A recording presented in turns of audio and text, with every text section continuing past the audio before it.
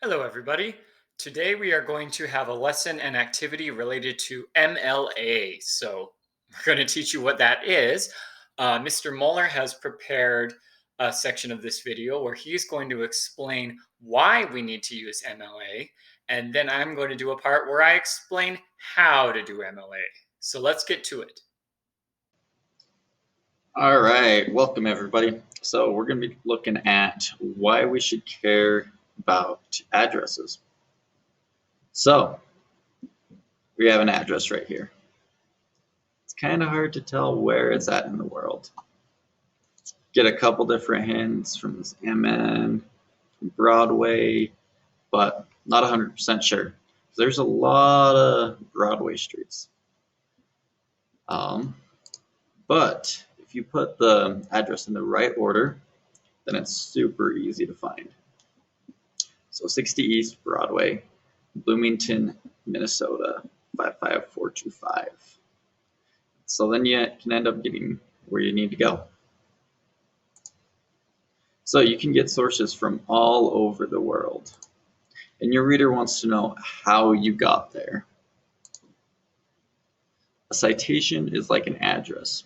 You need to include the right information in the right order. Otherwise, we're all going to be lost. So for this activity, we're going to be looking at citations like addresses. So you're giving your reader the location of your source. A complete, accurate citation not only tells your reader where you got the information, but how you got there. So right here we have a little in-text citation. So like let's say we gave a quote, and then we have our little in-text citation. Now that we have that, we want to put the full citation at the end of our essay. And so we'd have our Marion Baker School in for the in-text citation in parentheses. And then on your Works Cited page, you have the full citation. So yeah, it's still at the Marion Baker School, but then you have the whole address. So MLA is an organization called the Modern Language Association, and they have set up a rule book for how to give credit for your sources and how to write papers, because so many different jobs and fields need to write papers, okay? Just like the NFL and MLS and other organizations set up rules for how to play sports, because it's more fair and it makes more sense if everyone does it the same way, MLA has made rules for giving credit for your sources. Let's see what some of those guidelines are for writing your papers. You will be expected to use MLA format in all your English classes for the rest of high school and in college, and in some other classes too. Here are some basic rules of MLA format. First, you must use 1-inch margins all the way around the paper on all sides. When you start a new Google Doc, that is normally what already happens. Second, the first line of every paragraph should be indented in 1/2 inch, right? Use the tab key to indent when you start a new paragraph. Third, use an easy-to-read font like Times New Roman, Calibri, Georgia, or Palatino. No crazy decoration fonts that are hard to read, please. Fourth, put your font size at 12 point. That's the normal size for reading things. Double space everything in the entire research paper. Nice, right? That's going to make your writing longer, but it also makes it easier to read. And if your teacher wants to write comments on your paper, it's a lot easier when there's space in between the lines. You have to use in-text citations after quotes or paraphrase. Remember, we learned from our ICE lesson on using quotes, that is the author's last name in parentheses. So I have a quote, and then I put the author's name in parentheses right after that quote. Create a works cited at the end of your project on the last page or slide or whatever, okay? That is the one we are going to talk some more about, because that is the one that's kind of new for this lesson, okay? So a works cited is going to look kind of like this. The last page of every essay or slideshow or whatever should include a works cited with information about your sources. So that is your bibliography. Here are some rules in MLA about how you have to give credit for those sources. Notice we do not have any copied and pasted links here. There are no URLs. Links can change, right? Have you ever tried clicking on a link on a website and it just said that page cannot be found or this link is broken, right? So MLA does not require you to give links. Here's what we have instead, is these things. And here are some rules. Book titles are written in italics. See how this book, Diary of a Wimpy Kid, is written in that slanted italics writing. Articles, like news articles and movie titles, are written in quotation marks. If you are talking about a YouTube video, a short YouTube video, that goes in quotation marks. Now, if you were quoting from like a movie that you saw in the movie theater, that would be different. We're not going to talk about that right now. Medium of publication is another thing you say in your works cited. That means what kind of source is it? Usually in this class, we're only going to say print, which means printed books or magazines. See how Diary of a Wimpy Kid is printed. Or if it's a website or a video that you found on the internet, then you say web. That comes kind of near the ending of the source citation. Okay. We also list information like the company that published the source, which I have underlined in yellow for these three sources. And we say, when was the source published, right? When was it created? For books, you just say the year. And for websites, you say the day and the year. Next rule, if the citation is longer than one line, like these two are, then you must do a hanging indent, okay? The first line is normal, and then the second line is indented to go in. So when I look at this works cited, I can easily see that I am dealing with three sources because 1, 2, 3 things line up here, okay? Now, you will not put a yellow flashing arrow here. That's just me showing, right? Back here, we didn't see that, okay? So on Google Docs, there's a way to do that, and I'm going to show you that now. By the way, I'm assuming that you know how to double space, but if not, it's up here, right? You can switch from single to double. And then the place to do that formatting that we just showed you for the hanging indent is Format, Align and Indent, which is the third option down.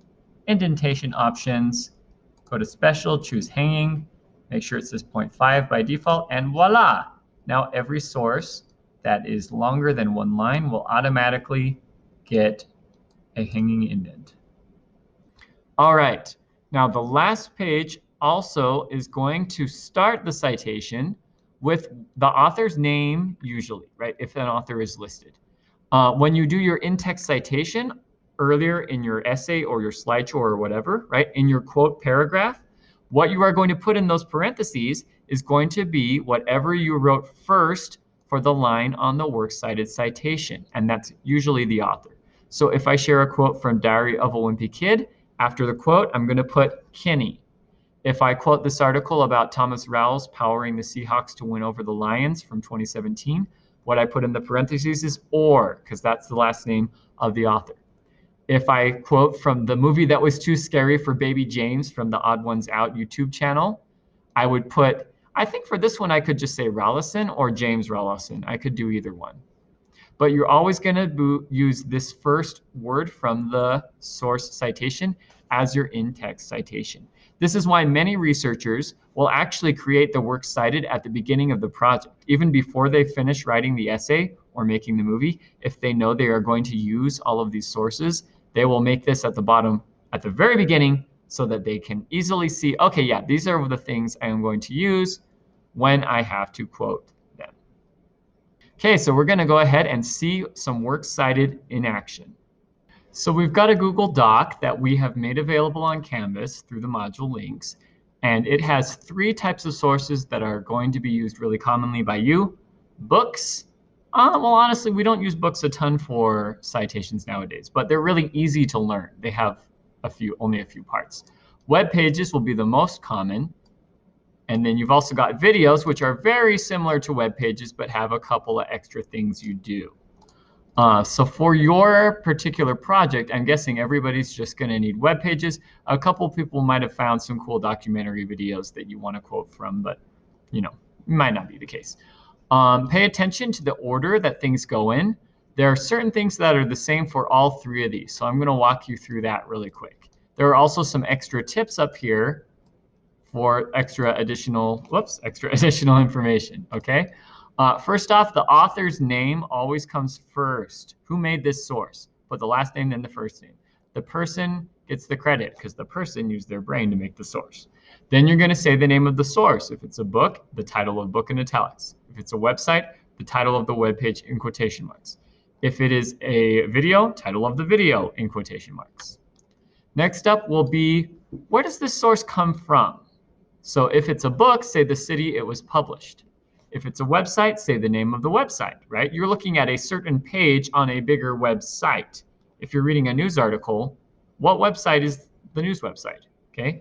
Or a video, online video clip, that's the next part for that one. That's the different part. Then you say the name of the website, which 99% of the time nowadays is YouTube, but not always. What if it's a news website, right? Then you are going to say, when was this source created? So for a book, that is the year of publication, which, let me grab an actual book here. You're going to find that within the first couple of pages of the book. Oftentimes it will say it on the title page near the bottom, but this one for Night does not, in which case you will need to turn to the copyright page, or you can just Google the book online. But in this copyright page, it's going to say a few different dates sometimes. For Night, they say the day that the book was created first in 1958, but this book is not 70 years old. This book was published in 2006. If you can see that right there, copyright 2006. So if there's more than one date for a book or a website, go with the most recent date, generally speaking. Now there is an exception to that with websites that we'll look at in a second, okay? So we say when it was made, okay? And then we have to say what's called the medium of publication. That is a fancy way of saying the kind of source. We already learned that that is either going to be print for something like a book or a magazine that you physically read, or for anything you find online, it's just going to be web. Okay? So print or web, basically, is all you need to remember. Then if you did a book, you're done. If you're doing something online, there is one additional piece of information we need to include, and that is the date of access. In other words, yeah, it was made on this date, but when did you look at it, right? Stuff is updated all the time on the internet, and so when you give credit for a quote, it's important to give credit for when did you see it? What did the website look like when you saw that website? So if I was looking at a website today, February 26th, I would say to February 26th, right? And it says here, write dates as day, month, year. It's just one of the rules of MLA. So if I was reading something written on February 20th, 2017, I would write 20 Feb 2017. It's just the rules, okay? Deal with it. Notice also the punctuation. Most of the parts of the citation have periods after them. That is the signal to your reader, I finished this part. Now I'm moving on from the author to the title of the video, the type of source, etc. Okay? There are a few exceptions. For example, there is a comma after publisher. There is a comma after the name of the publisher here. So make sure that you put a comma after the publisher or the person who uploaded the video. If you can't remember where it goes, don't worry, just do what I do. Look back at your guide. I pretty much always look at the MLA guide anytime I'm doing this because there are a lot of things I have memorized, but this is not one that I have worried about memorizing. I just look it up every time, okay? Now, there are occasional weird situations that do not fit into the rules we see here. For example, what if you have a website or a news article that was written by more than one author? How are you going to put the author names at the beginning if there's more than one, right? Or what if I am using more than one source by the same person? What should I do then? So Purdue University has what's called OWL, and that's just owl.purdue.edu, and they made a big guide for MLA, and this is the guide that pretty much everybody uses. Everyone I've talked to who's had to use MLA in school, in college, at work, they just say, yeah, if I don't remember what to do, I go to, Purdue OWL, and I just use that, okay? So this will tell you weird things, like if you're like, oh, what if I have a book with more than one author, right? Oh, look, there it is, okay? And they'll tell you how to do it. So if you ever have any questions, this is a great place to go.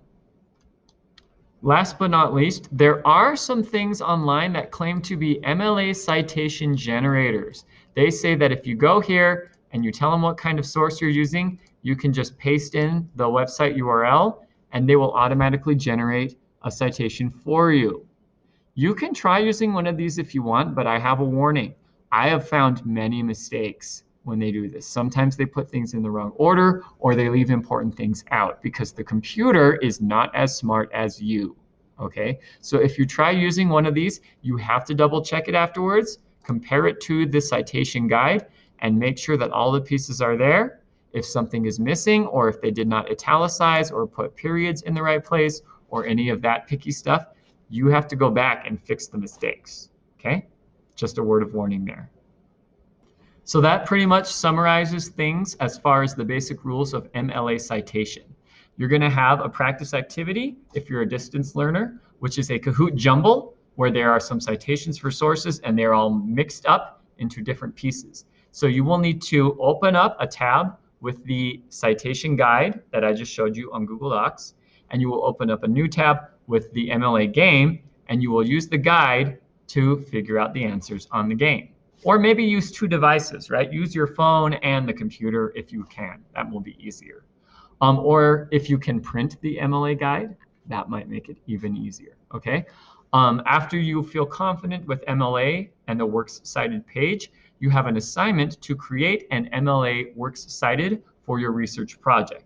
So that will be, if you're doing an essay or an article on Google Docs, make the Works Cited on the last page. If you are doing like a poster or a slideshow, put the MLA Works Cited at the bottom of your poster or the last slide on your slideshow or the last part of your video or whatever you are making, okay? MLA is something you will use throughout the rest of your high school and college experience whenever you are writing an essay and giving quotes and giving credit for those quotes. So it's important for you to get used to it. If you have any questions or need additional information, you can rewatch this video. You can Google MLA sources or look at Purdue OWL, or you can send me a Canvas message with questions. I will be giving you feedback when you turn in your MLA assignment, and I will tell you if you gave credit correctly for the sources you're using in your research project.